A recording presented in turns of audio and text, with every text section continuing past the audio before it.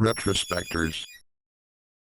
With the video game market completely recovered from the early 80s crash and absolutely booming by the late 80s, there were plenty of companies that wanted a piece of the video game market pie. This caused a bit of a problem. Just look at how many gaming consoles were available to the consumer by the holiday season of 1993. This massive saturation means massive competition, which means some of you guys have got to go. The Graveyard generation consists of the least successful video game consoles of the 4th and 5th generation, and just to be clear, we are just talking least successful from a business perspective here. Obviously, the neo-geo is an absolute kick-ass of a system, and even the 3DO and Jaguar got some hits on them. CDI is just...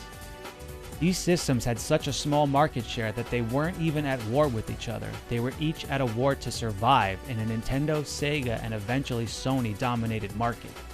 Welcome to Price Cut Wars. You wanted more power, arcade-like 4-dimensional graphics, and 15-channel stereo sound. Neo-geo. There's no stopping us now. The first of these Graveyard consoles to be released was the neo-geo in 1990.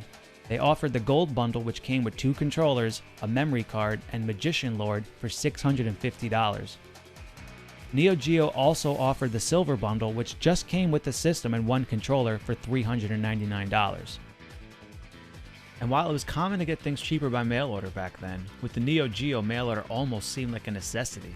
Look at that, $100 cheaper, and buying through mail order allowed you to choose your pack-in game between Magician Lord, Baseball Stars Professional, and Nom 1975.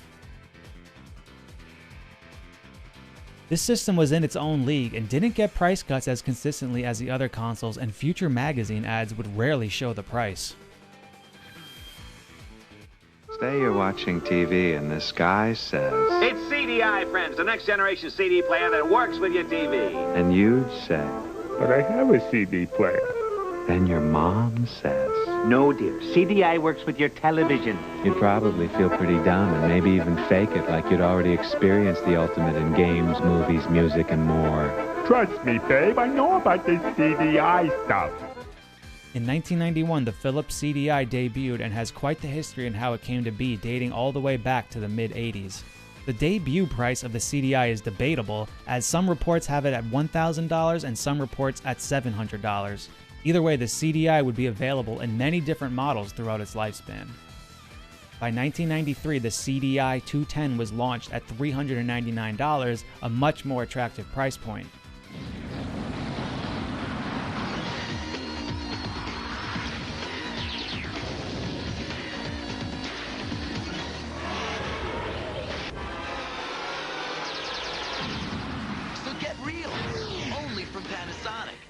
The 3DO hit the scene in October 1993 at a price point of $699, while the Atari Jaguar debuted a month later in November at a price of $250 with Cybermorph packed in. Let's go over a few of the fundamentals first, shall we? Great. Yeah, I know. I buy the Atari Jaguar system and my whole life changed. Everything changes, Bob, for the better. Let's review. In 1994, the CDI 450 model debuted for $299, the 200 model at $399, and the 550 model with the digital video cartridge at $499. By spring, the 3DO got price reduced down to $499, and by December, you were able to get one for around $400.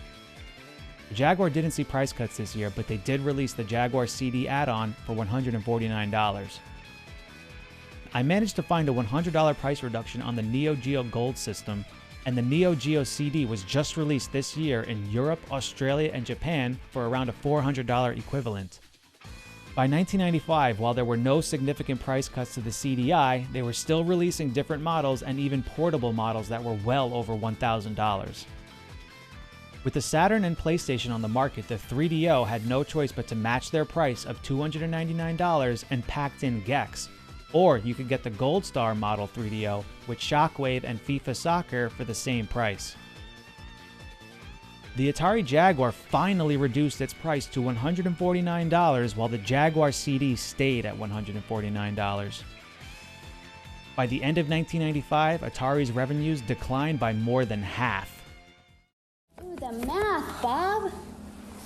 You'll remember that, won't you, Bob? Yeah, I'll remember. Then you'll also remember this. That was a 64-bit kiss. Powerful and good enough to last a long time. Thanks, Bob. By spring 1996, the 3DO with Gex was selling for $179, and the Gold Star with FIFA and Shockwave were selling for $199, where Gold Star was losing $100 on each console sold.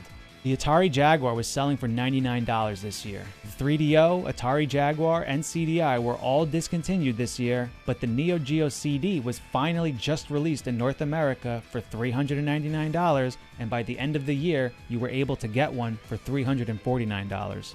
And by 1997 in Europe, the neo-geo CD with 2 controllers was reduced to 309 pounds as it was discontinued this year. The Atari Jaguar was clearance priced at $59 and came with Cybermorph, Checkered Flag, and Kasumi Ninja.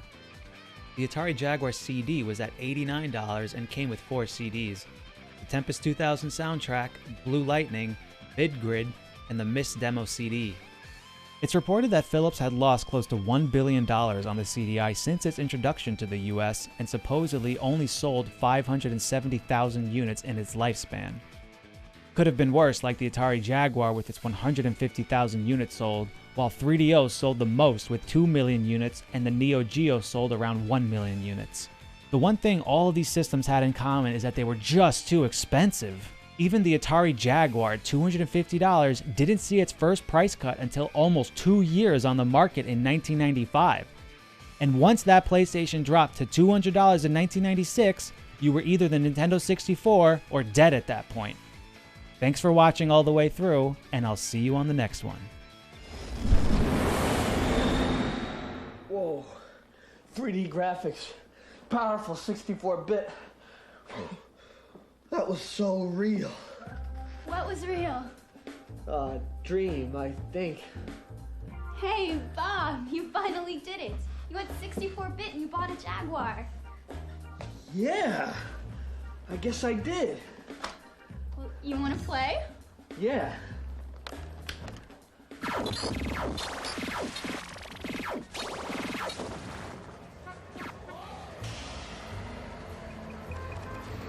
And so Bob found happiness, or at least a better video game system. And in today's world, where the line between reality and fiction is often blurred, who could ask for more than that? But why let the joy stop there? Follow Bob's bliss. Pick up the phone, dial, order a Jaguar system for yourself, for a loved one, or for your family. After all, look what it did for Bob.